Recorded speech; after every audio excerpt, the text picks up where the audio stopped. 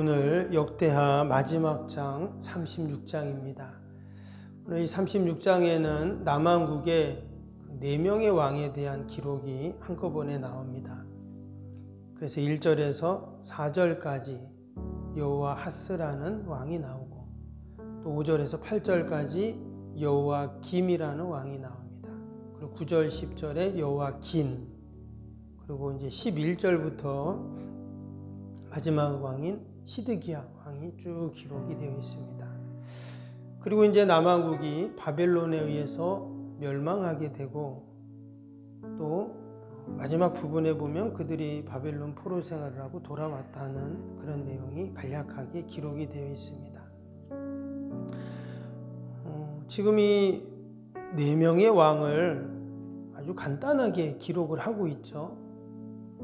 앞에 시스기야 같은 경우는 4장, 5장 이렇게 쭉 기록이 되어 있는데, 지금 이 마지막 왕들은 여호와긴 같은 왕은 9절, 10절 2절밖에 기록이 안 되어 있습니다. 이 마지막 왕들이 이처럼 간단하게 기록을 했는가? 이렇게 말씀을 읽어보면 공통점이 있어요. 그 공통점이 뭐냐? 그들이 하나같이 여호와 보시기에 악을 행했다, 이렇게 지금 나오고 있습니다.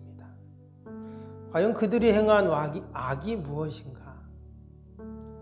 그들도 한 나라의 왕인데, 한 시대를 군림했던 그런 왕이죠. 사실 여호와긴 왕 같은 경우는 9절에 보니까 예루살렘에서 석 달 열흘 동안 다스렸다, 이렇게 또 나옵니다. 오랜 세월 다스린 것도 아니었어요. 짧은 시간 이렇게 나라를 다스리기도 했는데, 중요한 것은 그들이 여호와 보시기에 악을 행했다, 이렇게 나옵니다. 우리가 이제 여호와 보시기에 악을 행했다고 했던 왕들의 그 사적들을 보면 하나같이 이제 우상 숭배했던 내용들이 쭉 나오잖아요. 이들도 하나님을 섬기지 않고 우상을 섬겼겠죠.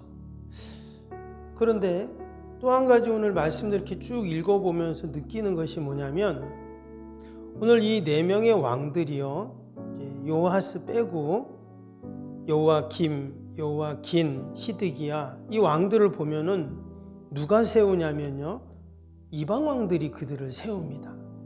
원래 이스라엘은 누가 왕을 세우냐면 하나님이 직접 세웁니다. 그래서 솔로몬이 왕위에 세워질 때도 사무엘 선지자가 기름을 붓지만 하나님께서 세우시죠. 다윗도 마찬가지입니다. 사울의 아들이 그냥 승계되는 것이 아니라, 사울은 죽었으니까 아들들도 다 죽죠. 그래서 다윗이 왕이 됩니다. 하나님이 다윗을 택하셔서 그를 왕으로 세우셨죠. 솔로몬도 마찬가지였습니다. 이처럼 하나님께서 이스라엘은 하나님이 왕을 세우시는데, 지금 이 남왕국의 마지막 왕들을 보면 북왕국 같은 경우는 하나님이 세운 게 아니라 자기들이 왕이 되죠. 왕을 죽이고 자기가 왕이 되죠. 근데 이 남왕국은 마지막에 이방 왕들이 세웁니다. 그래서 이 여호야김 같은 왕은 애굽 왕이 세웁니다. 그 여호아스를 애굽으로 잡아가죠. 그리고는 여호와김을 왕으로 세웠어요. 그러니까 애굽 왕이 그 남왕국 왕을 딱 세우니까 말 그대로 애굽이 하라는 대로 하겠죠. 근데 조금 있다가 바벨론이 이스라엘을 쳐들어옵니다. 그래서 그 여호와김 왕을 사로잡아 갑니다, 바벨론으로. 그리고는 여호야긴을 세웁니다. 근데 또 이 여호야긴도 또 바벨론으로 잡혀가고 시드기야 왕을 또 세웁니다. 이건 이제 바벨론이 왕이 세운 왕들이죠. 그럼 그들도 당연히 바벨론이 하라는 대로 하겠죠. 그들이 행했던 악이 과연 무엇인가? 우상 숭배하고 또 하나님을 섬기지 않고 이런 부분도 있겠지만, 지금 이방 왕들이 이 왕들을 세우면서 이방 왕들의 말을 듣는 거죠. 하나님의 택한 민족, 하나님의 택한 나라의 왕인데 하나님의 말씀을 들어야 할 그들이 이방 왕들의 말을 듣게 됩니다. 결국은 또 말을 안 들으면 잡아가고, 그럼 우리 하나님의 택한 백성들은 늘 하나님의 말씀을 듣는 자가 되어야 할 줄로 믿습니다. 오늘 12절을 한번 보겠습니다. 12절에 보니까 이런 말씀이 나오죠. 그야 하나님 여호와 보시기에 악을 행하였고, 지금 시드기야 왕이 그렇다는 겁니다. 선지자 예레미야가 여호와의 말씀으로 일러도 그의 앞에서 겸손하지 아니하였으며. 여기 보면 예레미야 선지자를 통해 하나님이 말씀을 하신 거죠. 근데 그 말씀을 듣지 않고 겸손하지 않았다. 21절도 보세요. 이에 토지가 황폐하여 땅이 안식년을 누린같이 안식하여 70년을 지냈으니 여호와께서 예레미야 입으로 하신 말씀이 이루어졌더라. 그 마지막 보면 마지막에 22절에 이런 말씀도 나와요. 바사의 고레스 왕 원년에 여호와께서 예레미야의 입으로 하신 말씀을 이루시려고 여호와께서 바사의 고레스의 왕의 마음을 감동시키심에 그가 온 나라에 공포도 하고 조소도 내려 이르되. 여기도 보면 예레미야의 입을 통해서 하신 말씀을 이루시려고 이런 말씀이 나와요. 그래서 하나님께서는 늘 말씀을 하신다는 겁니다. 선지자를 통해서 말씀하시고, 나중에는 이 바사의 고레스 왕에게 하나님이 말씀하셔서 그 말씀을 이루어 가신다는 거예요. 이방 왕을 통해서 하나님이 이루어 가셨어요. 하나님이 택한 민족의 왕들에게 끊임없이 말하지만 그들이 그 말씀을 겸손히 받지 않고 그 말씀을 외면하고, 도리어 하나님께서 안 되겠으니까 이방 왕에게 말씀을 하셔서 하나님의 말씀을 이루어 가시는 이런 일까지 이제 일어나게 되었다는 것입니다. 우리가 역대하를 지금까지 계속 읽었습니다. 역대상도 마찬가지고요. 우리가 말씀을 읽으면서 하나님은 끊임없이 말씀하시는 하나님이셨습니다. 이것은 지금 이스라엘 역사 가운데서 뿐만 아니라 여러분 지금도 동일하게 하나님은 저와 여러분들에게 끊임없이 말씀하시는 하나님이신 줄로 믿습니다. 우리가 그 말씀을 늘 기울여 듣고 또 그 말씀대로 내가 살아갈 때 여러분 그것이 은혜이고 복이죠. 결국 이 남왕국 왕들이 하나님의 말씀을 듣지 않고 그 말씀을 외면하고 도리어 세상의 말, 이방 왕들의 말을 듣는 그 모습을 통해서 그들이 마지막에 너무나 비참하게 최후를 맞이하는 모습들을 우리가 보게 됩니다. 심지어 이방 왕을 통해서도 하나님은 말씀을 이루시는데 우리가 이 말씀들을 읽으면서 참으로 너무나 사람들이 왜 그럴까? 참 이 남왕국 왕들이 왜 그럴까? 이런 안타까운 마음이 있지만 우리가 돌이켜서 우리 스스로 내 자신을 우리가 또 여러분 돌아봐야 할 줄로 믿습니다. 특별히 마지막 절에 보면 마지막 23절 한번 볼까요? 역대하 마지막 장 마지막 절에 어떻게 끝나냐면 이렇게 끝나고 있죠. 바사왕 고레스가 이같이 말하노니 하늘의 신 여호와께서 세상 만국을 내게 주셨고 나에게 명령하여 유다 예루살렘에 성전을 건축하라 하셨나니 너희 중에 그의 백성된 자는 다 올라갈지어다. 너희 하나님 여호와께서 함께 하시기를 원하노라 하였더라.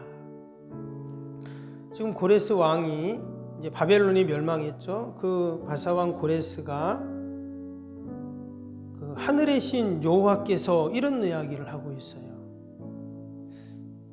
이 바사왕 고레스는 하나님을 모르는 사람이죠. 이방 왕입니다. 지금 자기 제국에 있는 이방 포로들이 믿는 그 신, 하나님을 이야기하고 있습니다. 뭐 들어볼 수는 있겠죠. 왕이니까. 이방 신에 대해서. 근데 그가 하나님에 대해서 뭘 알겠어요? 그런데 지금 이 바사왕 고레스가 하나님을 이야기를 하고 있고 성전을 이야기하고 있고 여기 뭐라고 합니까? 유다 예루살렘에 성전을 건축하라. 하나님이 자기에게 그렇게 말했다는 거예요. 희한하죠. 그러니까 너희들은 다 니네 나라로 가라. 지금 이런 얘기를 지금 하고 있습니다. 저는 이 말씀 이렇게 쭉 묵상을 하면서 하나님께서 왜 이방 왕을 통해서까지 이렇게 말씀하셨을까? 하나님의 택한 백성들이 아무리 이야기해도 귀를 기울이지 않고 듣지 않으니 이방 왕을 통해서, 당시에 이 고레스는 엄청난 힘을 갖고 있죠. 지금 이스라엘도 멸망을 했지만 주변에 있는 많은 나라들을 다 바벨론까지 멸망시킬 정도니까 어마어마한 권력을 갖고 있는 그러한 왕입니다. 하나님은 때로는 그런 세상 권력을 통해서도 하나님의 뜻을 이루어 가신다는 거죠. 그래서 가서 무너진 성전을 예배를 다시금 회복하라 하는 그런 말씀을 하고 있습니다. 우리가 올해 새 성전 건축을 위해서 우리가 지금 함께 기도하고 준비하고 있는데, 우리가 하나님의 뜻을 분별하고 또 하나님의 그 말씀에 귀를 기울이고 또 하나님의 인도하심을 우리가 따라가야 할 줄로 믿습니다. 이제 에스라서부터 바벨론 포로에서 돌아온 이스라엘 백성들이 어떻게 성전을 회복하고 예배를 회복하는가에 대한 말씀들이 쭉 이어서 나옵니다. 하나님께서 이 말씀들을 새벽마다 우리가 읽게 하시면서 더욱더 우리가 성전을 위해 기도하게 하시고, 또 성전을 짓기 전에 하나님이 우리에게 말씀을 붙잡으라 하시는 그런 마음이 듭니다.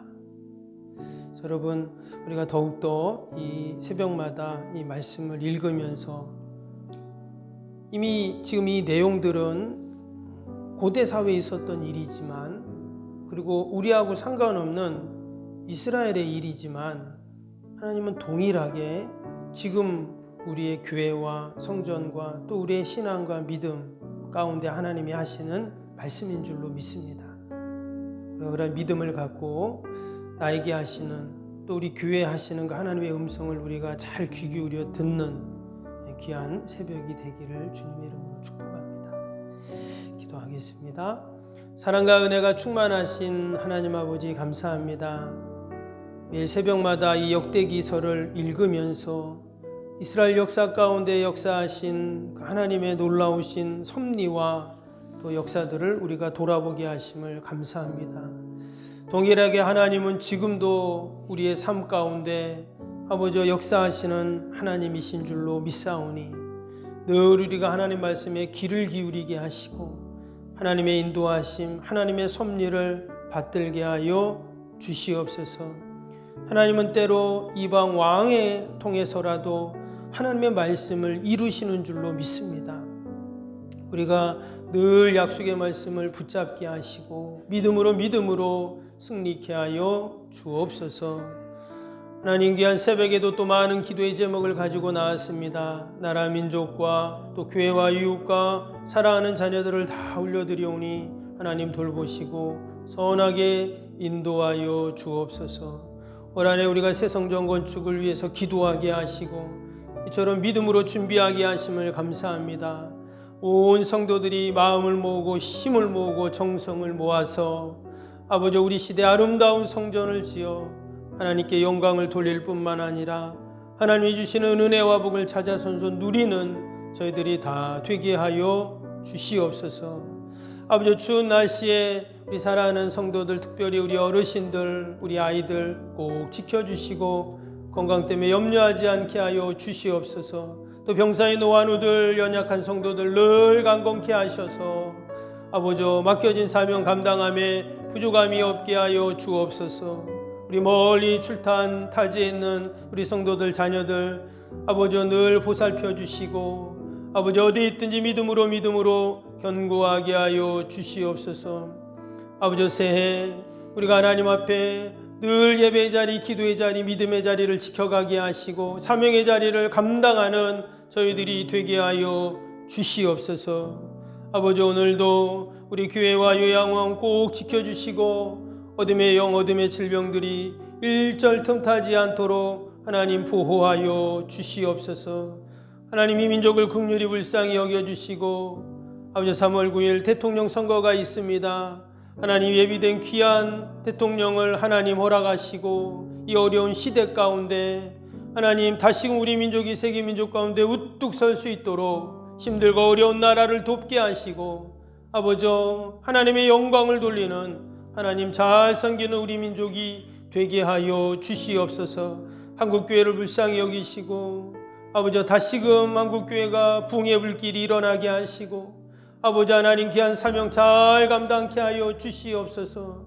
연합하고 힘을 모으고 하나 되어서 이 시대 가운데 아버지 주님의 지상 명령을 잘 성취할 수 있도록 은혜를 베풀어 주시옵소서. 오늘도 아버지 주의 전에 나와 기도하며 하나님 앞에 기도하는 모든 우리 성도들의 기도를 다 들으시고 신실하게 인도하여 주옵소서. 감사하며 예수님의 이름으로 기도하옵나이다. 아멘. 하늘에 계신 우리 아버지, 아버지의 이름을 거룩하게 하시며 아버지의 나라가 오게 하시며 아버지의 뜻이 하늘에서와 같이 땅에서도 이루어지게 하소서. 오늘 우리에게 일용할 양식을 주시고 우리가 우리에게 잘못한 사람을 용서하여 준 것 같이 우리 죄를 용서하여 주시고 우리를 시험에 빠지지 않게 하시고 악에서 구하소서. 나라와 권능과 영광이 영원히 아버지의 것입니다. 아멘.